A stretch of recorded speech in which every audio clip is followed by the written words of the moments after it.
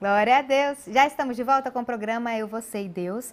E, gente, hoje a gente tem uma história muito forte. E eu tenho certeza que você vai ficar realmente muito impactado, porque é uma história de milagre, digamos assim, né? O milagre que Deus faz em nossas vidas quando realmente Ele tem um propósito e quando realmente Ele nos encontra.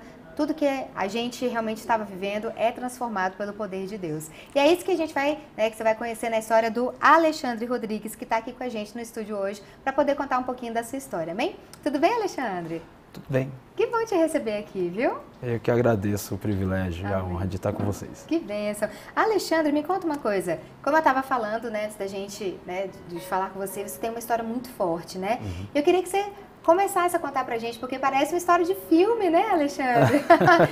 ele entrou aqui dizendo que ia escrever um livro, né? E eu acho que vai ser um best-seller, de verdade, porque realmente é uma história muito forte. Então, conta pra gente um pouquinho, como que começou tudo isso? Bispa, veja bem, eu sou filho adotivo de um casal.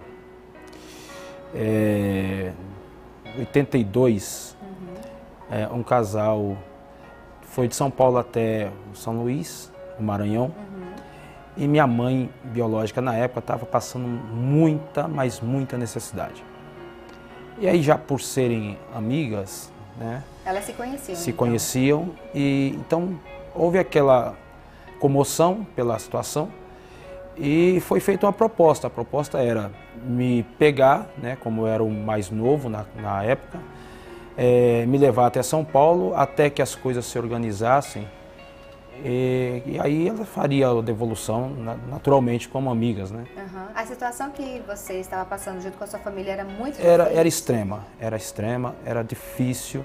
A minha mãe hoje diz que foi uma das situações mais difíceis de toda a vida. Até porque o próprio fato de você abrir mão de um filho já denota que a situação não era tão confortável. E ela abriu mão de você para que você tivesse um futuro melhor, para que tivesse pelo menos um conforto momentâneo, assim. Certo. Né? E qual era a sua idade nessa época? Nessa época eu tinha 2 anos. 2 anos. E aí assim foi feito um documento, uma autorização de viagem, tudo. E eu fui parar em São Paulo, capital. Né? Chegando em São Paulo as coisas tomaram outros rumos. O que era para ser temporário tornou-se permanente. Até porque quando eu cheguei em São Paulo fui registrado novamente como filho legítimo do casal que me levou a São Paulo. Sério? Então eu já tinha um nome, mas esse nome foi mudado pela circunstância no momento do registro. Né? Qual era o seu nome de antes? Meu nome antes era Carlos Alexandre Rocha Pacheco. E no ato do registro mudou para Carlos Alexandre Rodrigues Inácio. E daí então eu fui tido como filho legítimo do casal, o que sou até hoje, por documento. Na época não tinha toda essa tecnologia que se tem hoje, né, essa interação entre os estados e tudo.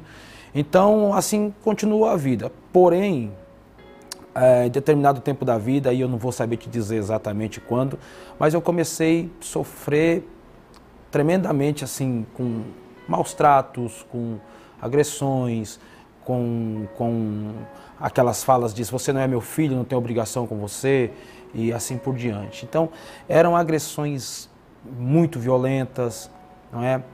Esse casal tinha outros filhos? Ou não. A minha mãe adotiva, ela tem uma filha hoje, inclusive crente também. Mas nessa época já não morava mais com já era adulto, já tinha a vida independente. Era eu o único da casa. Meu pai, muito crente, muito tranquilo, é um mineiro, né? Então a natureza já bem tranquila, mas já a minha mãe muito... Na verdade era bipolaridade, tinha dia que ela estava tranquila, tinha dia que era muito comum, mas tinha dia que era uma agonia de verdade, né? Todavia, era um casal de crentes. Né? Ela também era cristã? Crente. E isso me ajudou no sentido de que eles me ensinaram a confiar em Deus. Em todo o tempo que se passava aquelas situações, que eu era agredido, que eu, inclusive, muitas das vezes passei pelo Vale da Sombra da Morte, porque as agressões eram tão intensas que, por vezes, eu me vi morto, né? Meu Deus. Porque as agressões eram tremendas. Pequenininho? Pequeno, crescendo, né? Crescendo. E tinha algum motivo para ela te bater? Olha, às vezes os motivos eram assim diversos. Coisas de criança. Né? Coisas de criança. Por exemplo, se você... eu tenho 2 filhos hoje. O maior está com 6 anos, o Vitor, e o menor tem 1 ano e 3 meses. Às vezes acontece, quebra uma xícara, derruba um prato, né? Alguma coisa assim, ou falta... Coisa de criança. Isso era motivo para... Para enlouquecer. Não, para mudar o clima completamente. E muitas das vezes o meu pai não estava por perto, porque tinha que trabalhar. Ele te protegia? Na maioria das vezes, sim. Quando ele estava por perto? Quando ele estava por perto, sim. Quando não, estava... era eu e Deus, e ainda bem que tinha Deus. Ainda bem, né, Alexandre? E então aí eu fui crescendo naquele clima, mas sempre na igreja. E você sempre soube que você não era filho natural deles? Eu tomei essa consciência a partir de uma situação que eu me lembro bem, foi até assim, brincadeira de rua, né? Brincadeira de rua. Alguém falou para mim assim, aquelas coisas, a tua mãe, né? E eu disse, minha mãe não. Ele falou, mas você não tem mãe. Porque a minha mãe adotiva, ela é negra, né? E ele disse, olha para a cor da sua mãe e olha para a sua. Aí eu fiquei assim, aquele trauma inicial, eu fui para casa perguntar. E aí foi quando ela me falou, não, você não é meu filho, e a tua mãe é assim, assim, assim. E aí me contou altas histórias, que depois eu fui comprovar que não tinha nada de realidade. Mas é ali que foi que eu descobri que eu não era filho legítimo. Até então, eu achava que sim, né? Meu Deus, mesmo... e como é que você se sentiu naquele momento? Para te falar a verdade, bispo, não me alterou muita coisa. Eu louvo a Deus porque sempre Deus me deu um equilíbrio emocional muito grande. Embora, muitas das vezes, a gente se desespere nas situações. Mas nessas circunstâncias em especial, eu não perdi o equilíbrio. Para mim, indiferente. Até hoje, os considero como meus pais. Meus pais que me criaram, e o que eu sou hoje, devo muito a eles até. E teve uma certa situação que você resolveu sair de casa? Sim. Tudo tem limite, né? E eu já estava com 15 anos, 15 para 16 anos, e aquela situação, ela se perdurou sempre. Então, eu sempre, a partir dos 9 anos, já comecei a trabalhar para poder ter as minhas coisas, porque era uma exigência dela. Se você quer comer, você tem que trabalhar. Se você quer ter roupa, você tem que trabalhar. Então, eu fui trabalhar. Só que o sofrimento era contínuo. Teve situações que eu precisei fugir de casa, dormir em rua. Eu cheguei a dormir 3 noites dentro da igreja Deus e Amor, no centro de São Paulo. Sério? Lá. E as pessoas da igreja não reparavam isso? O que acontece, bispo? Muitas das vezes, e eu acho que isso até se assemelha muito com o episódio do tanque de Betesda, as pessoas estão ali ao seu redor, mas cada uma tem o seu problema. E esse seu problema é que lhe importa no momento. O tanque de Betesda é uma referência para mim nessa situação, porque o que acontece? Quando a água se move, cada um vai mergulhar e tem um homem ali que faz a mesma coisa, mas ele só chega atrasado. Né?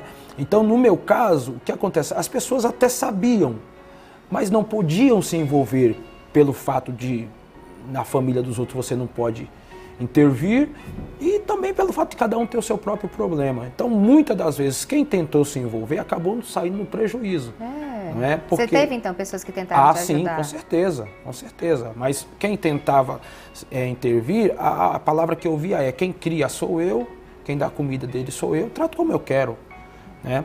Naquela época não tinha essa defesa tão forte ao redor da criança, no Estatuto da Criança, Adolescente, essas coisas. Eu, inclusive, cheguei a acionar juizado de menores e tal, mas nessa época não tinha tanto essa abrangência e tal. Então, meu sofrimento era eu e Deus, e sobrevivendo debaixo de uma proteção divina mesmo. Né? Então, como eu comecei muito cedo, chegou nos meus 15, 16 anos, eu não aguentei mais.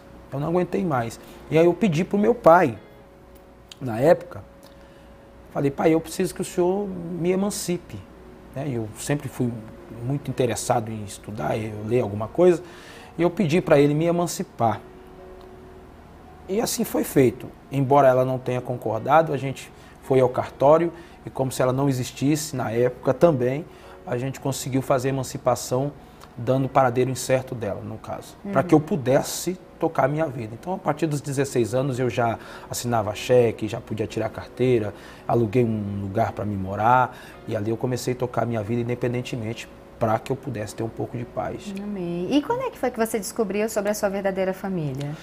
Meu pai, muito cedo ainda, me entregou uma foto, na verdade me mostrou uma foto 3x4, branco e preto, da minha mãe, e uma carta, que essa foi a carta que me autorizava a sair do Maranhão para São Paulo.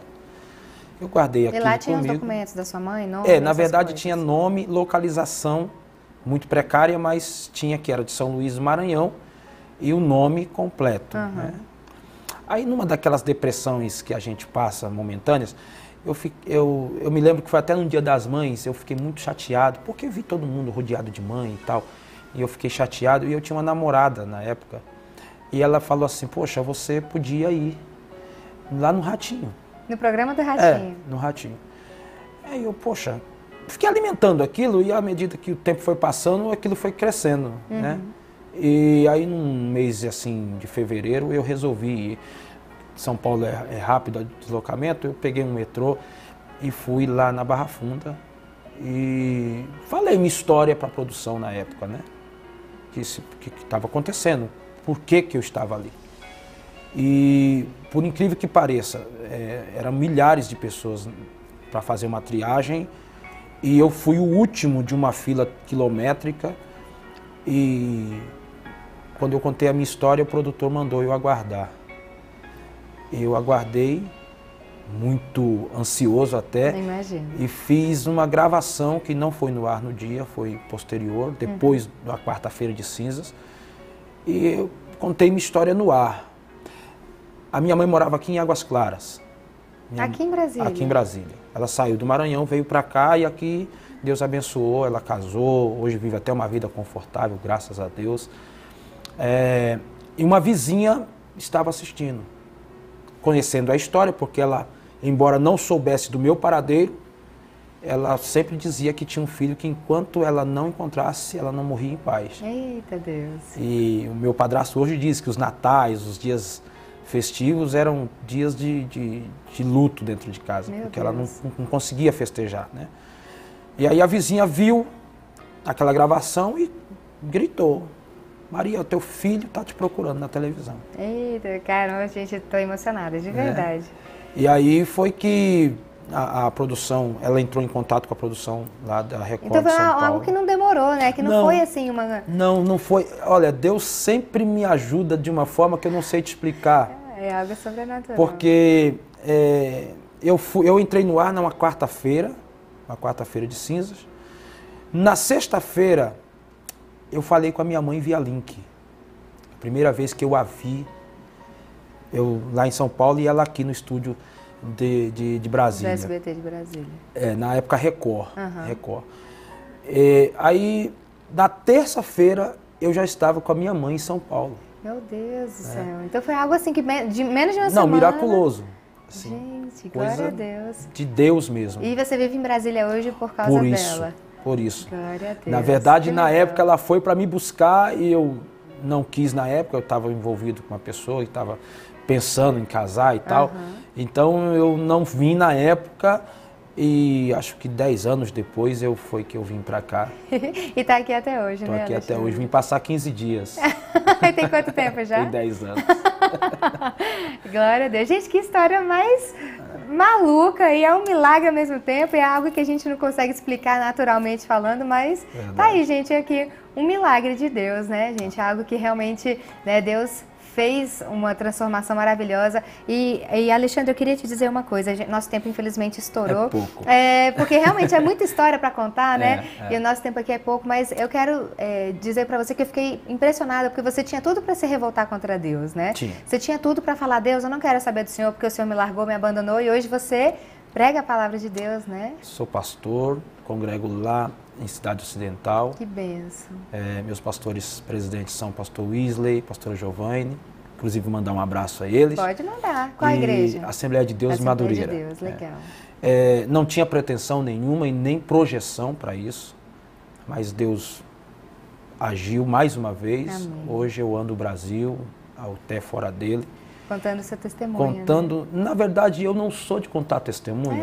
Eu gosto de pregar. Pregar a palavra. Pregar mesmo. A palavra. Eu sei que Deus deve ser glorificado por meio das obras que faz em nós, mas eu acho que a prioridade, o que sustenta o crente é a palavra. Com certeza. Então eu, quando posso, falo.